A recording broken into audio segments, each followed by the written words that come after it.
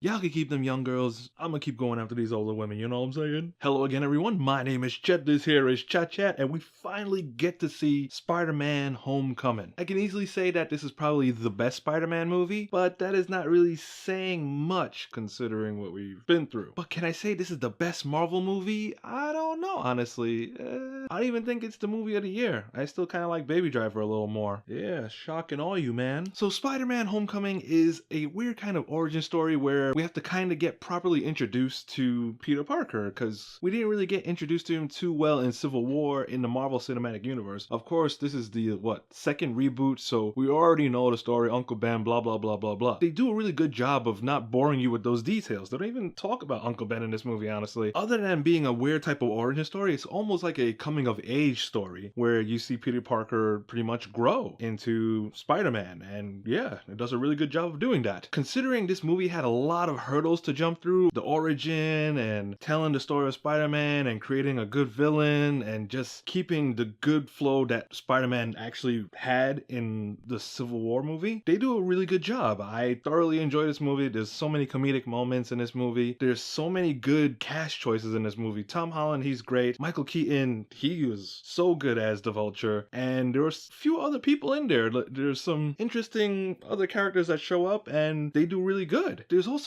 a peppering of really good child actors throughout the high school. You'll see them throughout the movie if you watch a lot of movies. Like recently in the movie called The Beguiled and The Nice Guys, the daughter in The Nice Guys, I don't remember her name. She's actually in this movie for a small part. Then there's a few other people that show up. There's this Asian kid that shows up from The Inevitable Defeat of Mr. and Pete, and I love that movie. It's pretty good. Other than the casting, you also have this really good flow in the story that actually is probably my only problem with this movie. I'll explain in a little bit, but pretty much the story is really well told, and you have like a good introduction to Spider-Man, and you have a good introduction to the villain, and you have a good conflict, and you have a good conflict resolution. You got good character development between everyone. Marissa Tomei is still hot in this movie, and I love the fact that, well, it looks like Marvel actually listened to fans and how people were saying Marissa Tomei is overly hot for Aunt May, and they actually input that into this movie where a lot of people actually hit on Aunt May every now and then, and it's kind of funny. It's really cool that they put that in there. But putting things in is also another problem I have with this movie, other than the pacing. Comic book movies, it's almost like playing a new RPG where you know there are secrets hidden without the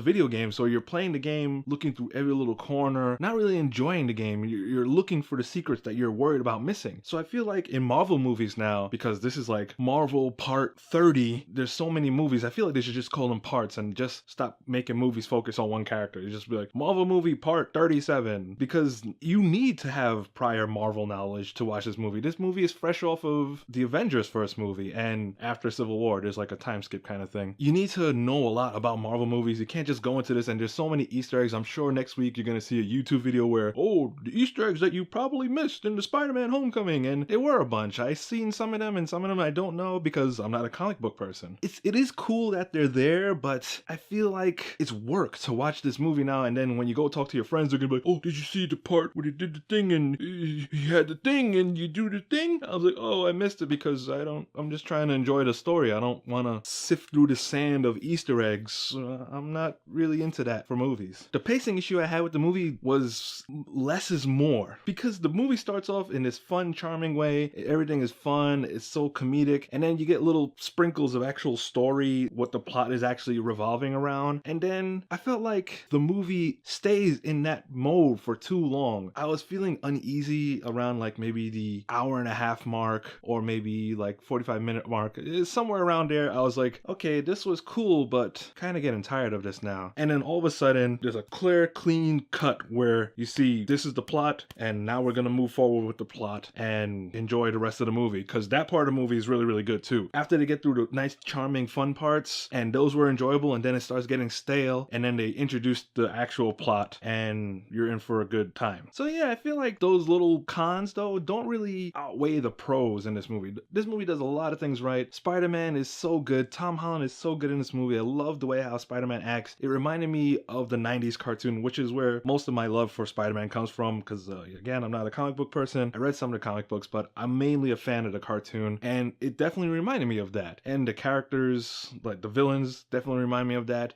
I felt like they weren't over the top. They were really down to earth villains. They made sense to be there. And the way how how they integrated this stuff from prior Marvel movies. It was pretty cool. Again, I feel like they should just call it part something instead of just whatever, the Spider-Man movie. You could probably just hop into this movie without anything else, but you're going to be asking a lot of questions. You're going to be like, what the hell happened? What's going on? But it's cool how they threaded in there. I was wrong about the trailers for this movie. I felt like the trailers were spoilerish. They did show a lot in the trailers, but there's definitely not a lot spoiled. You see a lot of Tony Stark, and I could tell you straight up that Tony Stark is not in the movie a lot. He's a part of the movie, but he's not a main force in the movie, so it's okay to show him in the trailer. And a lot of the scenes, they're just scenes to get you amped up about the movie, and it wasn't really that spoilerish, so you'll definitely enjoy this movie if you've seen all the trailers, and you probably don't care anyway if you've seen all the trailers, but yeah, it's really, really good. So all in all, it's a really good movie. I really enjoyed it. I don't know if it's the best Marvel movie, honestly. I was talking to my friend about it. I felt like, yeah, Iron Man 1 is pretty high up there. Guardians 1 is pretty high up there. I don't know if Spider-Man is better than those movies. I might have a bias as well because Spider-Man is my favorite Marvel hero out of all of them. I don't know. It's weird. And again, I actually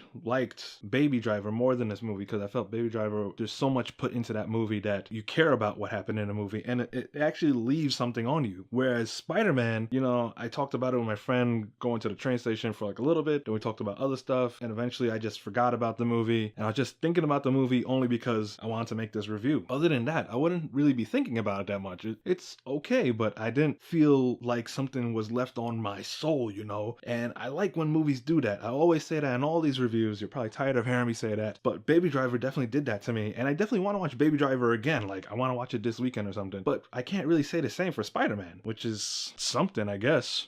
So that's it for this review. I definitely recommend watching Spider-Man, especially if you've seen all the Marvel movies. You owe it to yourself to watch this movie because a lot of the Marvel movies lately aren't really that great, but this one is really good. So go ahead, check it out. That's it, man. So give me a like if you like this review. Give me a dislike if you didn't like it. If you really like the review, you could go ahead and subscribe and you could see a little bit more about me and my adventures in movies because that's all I really do. I just do movies, man. I just do movies. Oh, god damn it. I just do movies. So yeah, I'll see you guys next time. Go ahead and watch those movies. Enjoy, ninja.